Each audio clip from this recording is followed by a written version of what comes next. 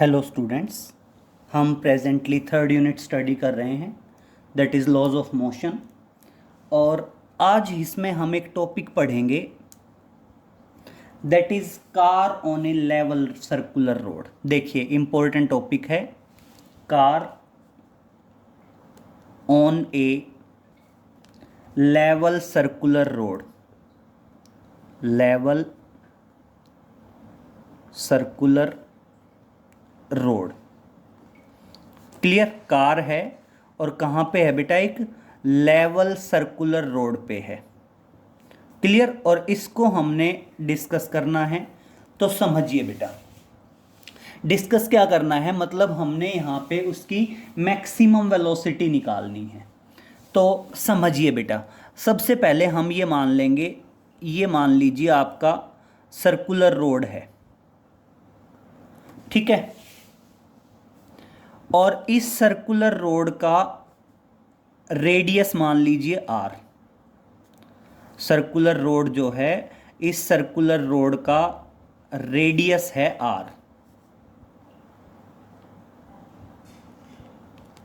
Clear बेटा। ये level road है, यहां पे मान लीजिए कोई कार चल रही है। अब एक बात समझिए बहुत ध्यान से बेटा, लेवल रोड पे जो कार चलेगी ये उसका कॉन्टैक्ट सरफेस। तो बेटा यहाँ पे कार का वेट कहाँ एक्ट करेगा, कार का वेट एक्ट करेगा डाउनवर्ड। बेटा नॉर्मल रिएक्शन कहाँ एक्ट करेगा, परपेंडिकुलर टू कॉन्टैक्ट सरफेस। और बेटा कार कहाँ जाएगी, बाहर की तरफ मूव करने की कोशिश करेगी। तो इसका मतलब जो फ्रिक्शन होगा वो फ्रिक्शन कहाँ एक्ट करेगा, कॉन्टैक्ट सरफेस के पैरेलल और टुवार्ड्स द सेंटर एक्ट करेगा। ये क्या होगा, आपका फ्रिक्शन एक्ट करेगा। और बेसिकली जो फ्रिक्शन है वो किसके बराबर हो जाएगा, सेंट्रीपिटल फोर्स के बराबर हो जाएगा। बेसिकली आपका जो F है, ये F क्या है, फ्रिक्शन है। क्योंकि सर्कुलर रोड पे कार कहाँ मूव करने की कोशिश करेगी, आउटवर्ड, बाहर की तरफ मूव करने की कोशिश करेगी। और आपका फ्रिक्शन कहाँ एक्ट करने की कोशिश करेगा, सेंटर की तरफ एक्ट करने की कोशिश करेगा। और आपका जो फ्रिक्शन है वो किसके बराबर होगा बेटा, सेंट्रीपिटल फोर्स के बराबर होगा। तो अब यहां पे आप क्या लिखेंगे, now weight of the car is mg. Now weight of the car is equal to mg. Normal reaction क्या है बेटा, नॉर्मल रिएक्शन आर है। और नॉर्मल रिएक्शन आर किसके बराबर होगा बेटा, mg के बराबर होगा। जो नॉर्मल रिएक्शन आर है वो नॉर्मल रिएक्शन आर किसके बराबर होगा, mg के बराबर होगा। और आप यहां पे क्या बताओगे,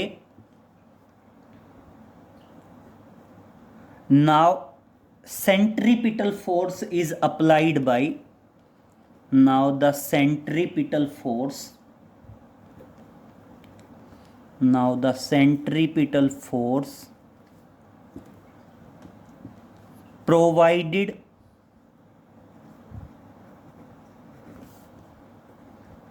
by the force of friction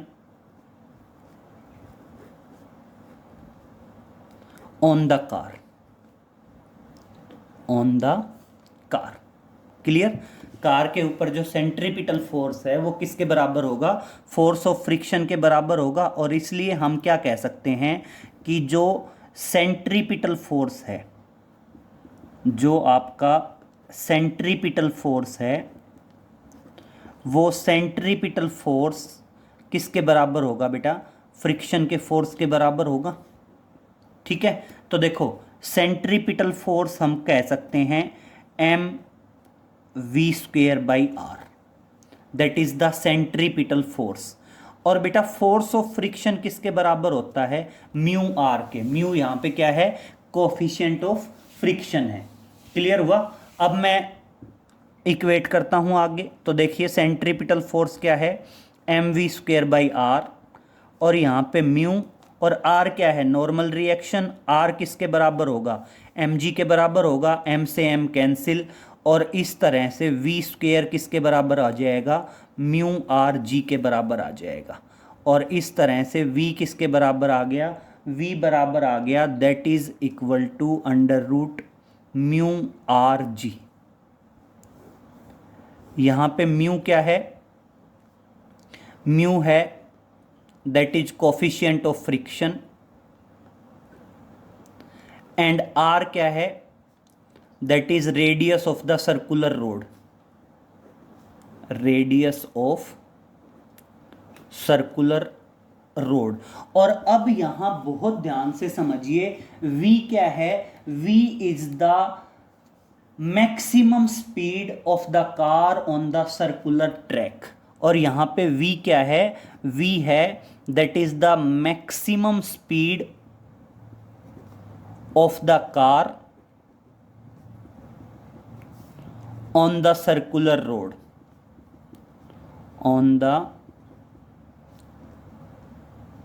circular road. Clear हो गया। तो यहां पे ये जो है ये अपने आप में मैक्सिमम वेलोसिटी है या मैक्सिमम स्पीड है कार की, किस पे, ऑन द सर्कुलर रोड। तो देखो ये तो था car on a level circular road. अब बात करते हैं car on a banked circular road. Next हम बात करते हैं that is car on a banked circular road. Car है और कहां पे है, on a banked circular road. तो देखिए बात करते हैं, car on a banked circular road, car on a banked circular road. ये समझिए क्या है,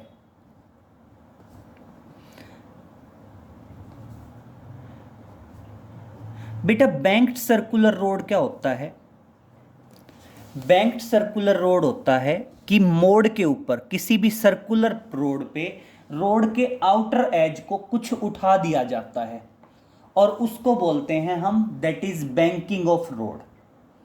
क्लियर। तो बैंकिंग ऑफ रोड क्या है, तो इसमें सबसे पहले हम पढ़ेंगे that is banking of road.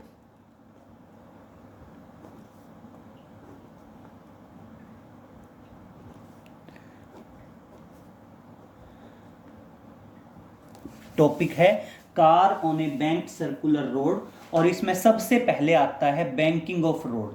तो बैंकिंग ऑफ रोड क्या है, बैंकिंग ऑफ रोड बताओगे, the outer edge of the road, the outer edge, क्या बताओगे, outer edge of the road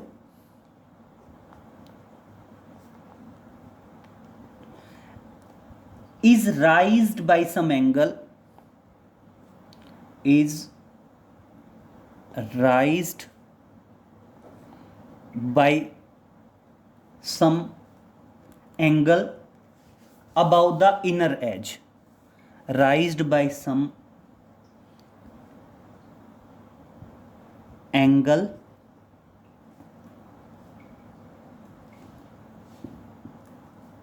raised by some angle, the outer edge of the road is raised by some angle then the inner edge, then the inner edge is known as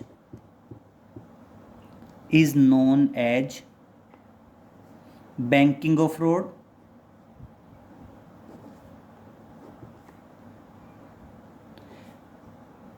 and the angle is known as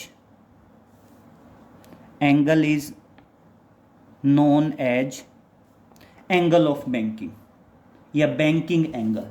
मतलब जो angle है उस angle को क्या कह देते हैं, the angle is known as banking angle, या उसको बता दिया जाता है that is angle of banking. Clear. उसको क्या कह दिया जाता है, that is known as the angle of banking,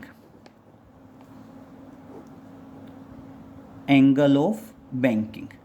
clear हुआ? इसको क्या बोल दिया जाता है? एंगल ऑफ बैंकिंग बोल दिया जाता है। और अब बहुत ध्यान से सुनो बेटा, ये किस लिए किया जाता है? To increase the, it is carried out, it is carried out to increase the maximum speed, to increase the maximum speed of the car on the circular road, on the circular road। Clear हुआ? तो देखो यहां पे हमने 3 point discuss किए हैं।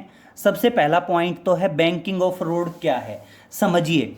मान लीजिए ये आपका कोई भी मोड है,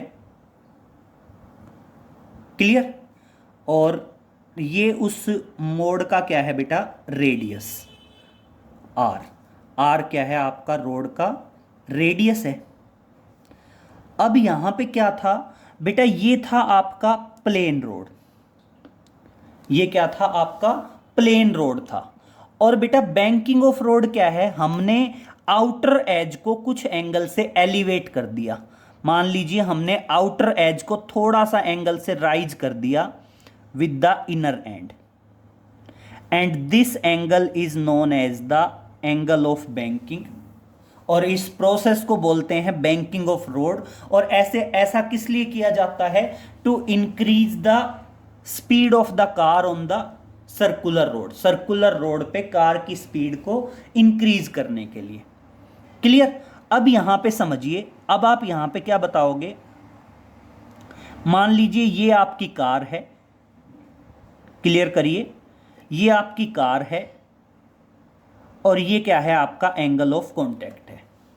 सबसे पहली बात समझिए, हम कहते हैं वेट इज एक्टिंग डाउनवर्ड,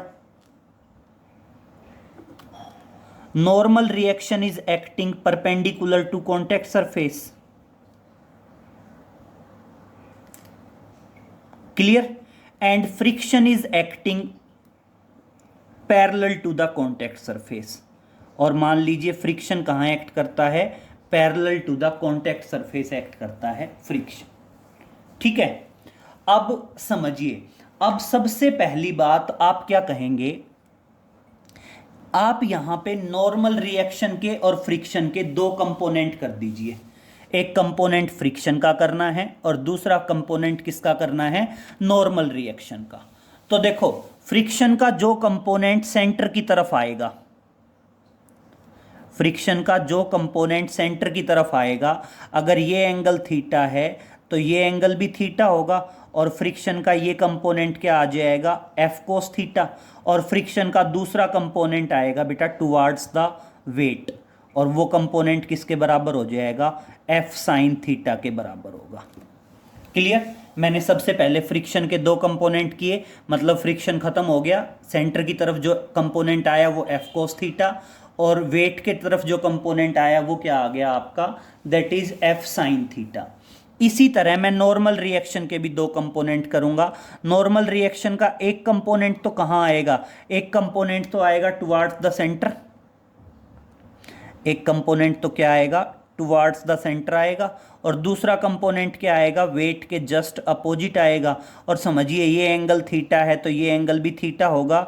और ये कंपोनेंट तो आएगा आर कोस थीटा, और ये कंपोनेंट आएगा आपका आर साइन थीटा। क्लियर हुआ डायग्राम? और अब यहां पे एक चीज देखिए, आर कोस थीटा किसको बैलेंस कर रहा है? एम जी और एफ साइन थीटा दोनों को बैलेंस कर रहा है। तो आप यहां पे क्या बता सकते हैं कि आर कोस थीटा किसके बराबर है? F sine theta plus M G के बराबर है। और बेटा सेंटर की तरफ क्या क्या एक्ट कर रहे हैं? R sine theta and F cos theta. तो देखो क्या बताओगे आप? Now resolve friction and normal reaction and normal reaction R into rectangular components, into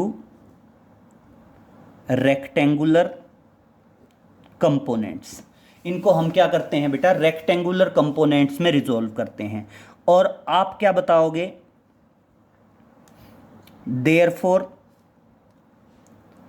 F cos theta plus R sine theta is equal to centripetal force M we square by are.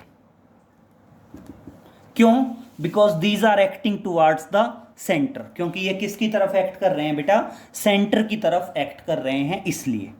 Clear? और अब मैं F friction की जगह mu R लिखूं तो देखना क्या आएगा, mu R cos theta plus R sine theta is equal to M we square by are. और आर कॉमन ले लीजिए, आर कॉमन ले लिया तो क्या आ गया, mu cos theta plus sine theta is equal to M we square by are. और इसको मार्क कर दिया हमने इक्वेशन 1। क्लियर? आपकी इक्वेशन 1 कहाँ से आई बेटा, इक्वेशन 1 आई जो दोनों कंपोनेंट, रिएक्शन का कंपोनेंट आर साइन थीटा और फ्रिक्शन का कंपोनेंट एफ कोस थीटा, दोनों टुवार्ड्स द सेंटर एक्ट कर रहे थे। और टुवार्ड्स द सेंटर एक्ट कर रहे थे इसलिए हमने दोनों को जोड़ के और सेंट्रीपिटल फोर्स के इक्वल रख दिया, और ये आ गई आपकी इक्वेशन 1। और अब देखिए आर कोस थीटा और एफ साइन थीटा और एम जी, ये दोनों एक दूसरे के इक्वल अपोजिट हैं, इक्वेट कर रहे हैं एक दूसरे को। तो इसलिए आप क्या बताएंगे कि आपका आर कोस थीटा किसके बराबर है, F sine theta plus M G के बराबर है। एफ को इधर ले आओ तो देखना क्या आएगा, R cos theta minus F sine theta is equal to M G. बेटा एफ की जगह सेम वही म्यू आर लिख दूं, mu R sine theta that is equal to M G. और बेटा आर कॉमन ले लिया तो क्या आ गया, cos theta minus mu sine theta is equal to M g. ये क्या आ गई आपकी इक्वेशन नंबर 2 आ गई। क्लियर? अब बस क्या करना है, जस्ट दोनों इक्वेशंस को एक दूसरे से डिवाइड करना है। आप क्या कर दीजिए, दोनों इक्वेशंस को डिवाइड कर दीजिए। तो देखिए आप क्या बताएंगे, that is dividing equation 1/2। Equation 1 को 2 से डिवाइड करते हैं तो देखिए लेफ्ट साइड वाला लिख लीजिए पहले, that is r mu cos theta plus sine theta upon r cos theta minus mu sine theta that is equal to M we square by are. और साथ में क्या आ गया, एम जी आ गया। बेटा आर से आर कैंसिल, एम से एम कैंसिल, आ गया यहाँ तक। अब क्या करोगे, by dividing of left hand side numerator and denominator by cos theta. बेटा जो लेफ्ट हैंड साइड है उस लेफ्ट हैंड साइड के न्यूमरेटर को और डिनोमिनेटर को, दोनों को किससे डिवाइड कर दीजिए, कोस थीटा से डिवाइड कर दीजिए। अगर दोनों को कोस थीटा से डिवाइड करेंगे, देखो ये न्यूमरेटर है ये डिनोमिनेटर है, न्यूमरेटर को भी कोस थीटा से डिवाइड करो, डिनोमिनेटर को भी कोस थीटा से डिवाइड करो। तो लिख दो यहां पे dividing numerator and denominator of left hand side by cos theta. Clear? Left hand side के न्यूमरेटर को और डिनोमिनेटर को कोस थीटा से डिवाइड करिए। तो कोस थीटा से डिवाइड करेंगे तो देखिए क्या आएगा, देयरफॉर,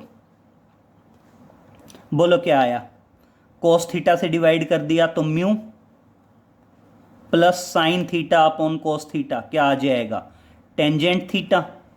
और नीचे देखिए क्या आएगा, 1 minus mu tangent theta that is equal to v square by are g, that is equal to v square by are g. यहां तक आया बेटा समझ में किस तरह से कैरिड आउट हुआ ये। अब बस क्या करना है, जस्ट आप निकाल दो, आर जी इधर ले आओ, वो अपने आप में क्या आ जाएगी, आपकी वेलोसिटी आ जाएगी। तो देखिए आपकी वेलोसिटी का रिजल्ट क्या आएगा, आपकी वेलोसिटी का रिजल्ट आएगा, आगे कैरिड आउट कर रहे हैं,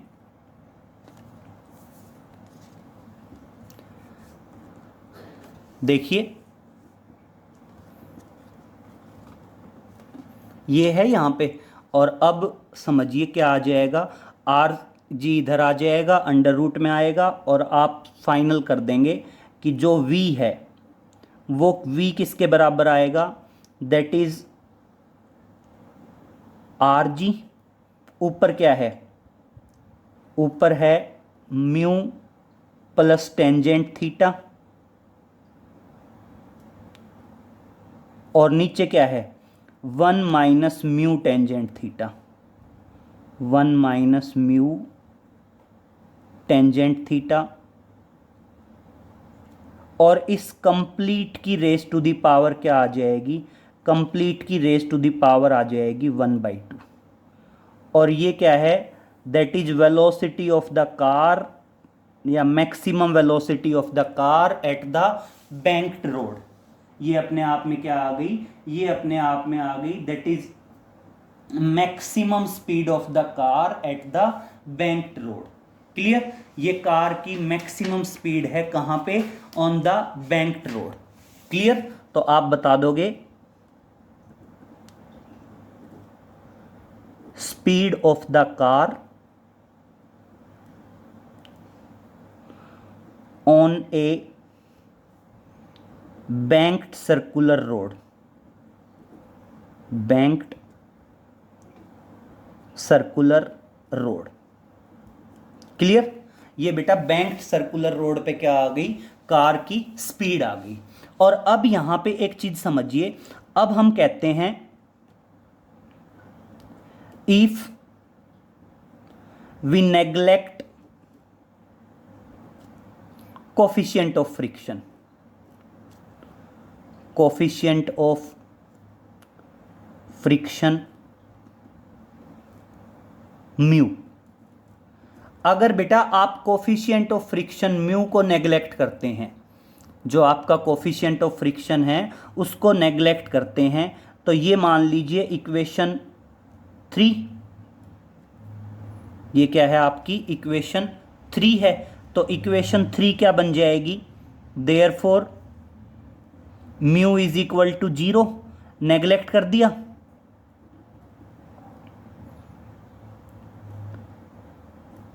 अगर नेग्लेक्ट किया तो देखना v किसके बराबर आया, v बराबर आया R G into tangent theta upon 1, और इसकी रेस टू द पावर 1/2 है। यही बन गई इक्वेशन 3। अब क्या करेंगे, squaring both sides, that is squaring both sides. बेटा दोनों तरफ स्क्वेयर करिए, क्या आ जाएगा, v square is equal to r g tangent theta, और टेंजेंट थीटा क्या आ जाएगा, v square by are g, और थीटा क्या आया, थीटा आया that is tangent inverse v square by are g. और ये जो थीटा आया, ये थीटा क्या है, दैट इज बैंकिंग एंगल या एंगल ऑफ बैंकिंग, इसको क्या कह देते हैं, that is known as the angle of banking. ये क्या आ गया आपका, एंगल ऑफ बैंकिंग आ गया। आ गया समझ में। तो देखो आपका सबसे पहले बैंकिंग ऑफ रोड है क्या, बैंकिंग एंगल। हमने बैंकिंग ऑफ रोड पे मैक्सिमम वेलोसिटी बता दी, और आपका क्या कर दिया, एंगल ऑफ बैंकिंग निकाल दिया। ये देखो हमने यहाँ पे कोफिशिएंट ऑफ फ्रिक्शन को किया था, म्यू को 0 किया था, तो यही इक्वेशन आगे फॉर्म की थी। क्लियर, तो ये इंपॉर्टेंट टॉपिक है बेटा, टॉपिक है that is car on a banked circular road, banking of road आया। फिर बैंकिंग ऑफ रोड के ऊपर क्या आई बेटा, आपकी मैक्सिमम स्पीड आई। और उसके बाद ये लास्ट में आपका क्या आया बेटा, लास्ट में आया आपका एंगल ऑफ बैंकिंग। क्लियर। अब इसके बाद देखिए एक और आता है, that is bending of cyclist. Next पे चलते हैं। नेक्स्ट आता है आपका that is bending of cyclist. Clear. तो देखिए नेक्स्ट की बात करते हैं, that is bending of cyclist. Bending of A cyclist, ये समझिए बेटा क्या है। बेसिकली देखो, जनरली हम टीवी वगैरह पे बाइक रेस देखते हैं, जो बाइक रैलीज होती हैं, जहां पे क्या है, जो राइडर है वो टर्निंग के ऊपर बाइक को बेंड करता है, थोड़ा सा झुकाता है जमीन की तरफ। किस लिए, ताकि वो स्पीडली टर्न कर सके ऑन द टर्निंग। और वो किस लिए होता है बेटा, टू बैलेंस इटसेल्फ, या फिर हम ये कह सकते हैं बैंड करने से टर्निंग पे स्पीड को हम बढ़ा सकते हैं बिना अपना बैलेंस डिस्टर्ब किए। कैसे, अब समझिए। मान लीजिए बेटा ये आपका रोड है, ठीक है, और ये इस रोड का क्या है, रेडियस। ये इस रोड का क्या है, आपका रेडियस है। क्लियर। अब यहां पे एक चीज समझिए, ये सेंटर की तरफ लाइन और ये आपकी बिल्कुल वर्टिकल लाइन। बेटा जो साइक्लिस्ट होगा वो साइक्लिस्ट अपने आप को वर्टिकल के साथ कुछ एंगल बना के और तब झुकाएगा। क्लियर। मान लीजिए उसने अपने आप को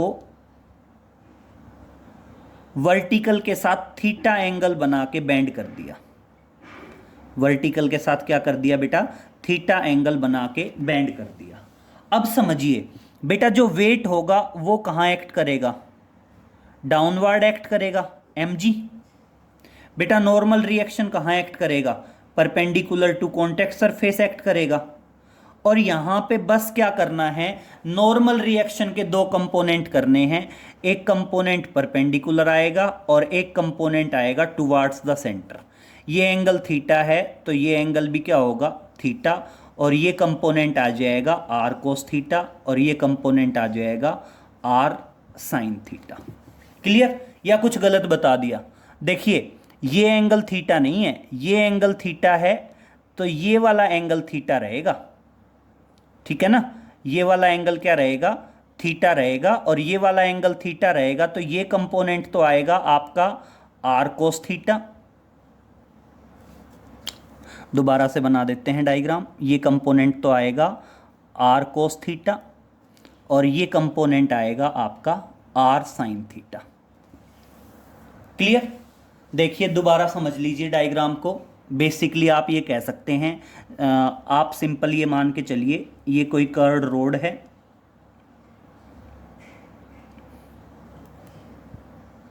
ठीक है। कर्व्ड रोड पे ये आपका रेडियस आर,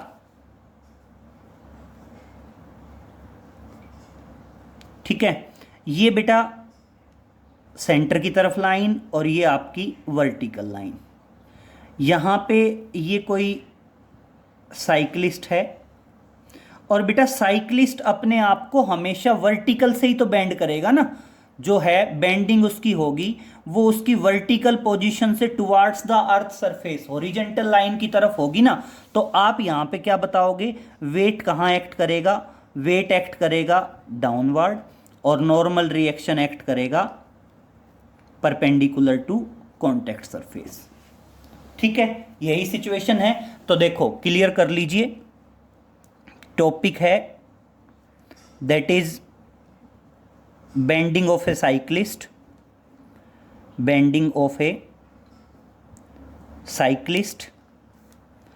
और बहुत ध्यान से समझ लीजिए, कंफ्यूज नहीं होना है। बुक में हो सकता है किसी में टर्निंग लेफ्ट साइड में दिखा रखा हो, किसी में टर्निंग राइट साइड में दिखा रखा हो। मान लीजिए मैं राइट साइड का और बना के दिखा देता हूं आपको, कि मान लीजिए ये है रेडियस आर, ये आपका क्या है, रेडियस आर है। ये मान लीजिए हॉरिजेंटल लाइन है, ये वर्टिकल लाइन है, और यहाँ पे ये आपका साइक्लिस्ट है, और ये है इसका एंगल ऑफ बेंडिंग थीटा। ठीक है, अब मेरी बात समझिए बेटा, वेट कहाँ एक्ट करेगा, वेट एक्ट करेगा डाउनवर्ड। नॉर्मल रिएक्शन कहाँ एक्ट करेगा, perpendicular to contact surface. Normal reaction के हम दो कंपोनेंट कर देंगे।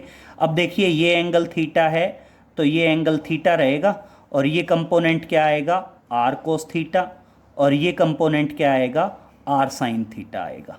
तो देखो सॉल्यूशन में यही आएगा। Now resolve normal reaction are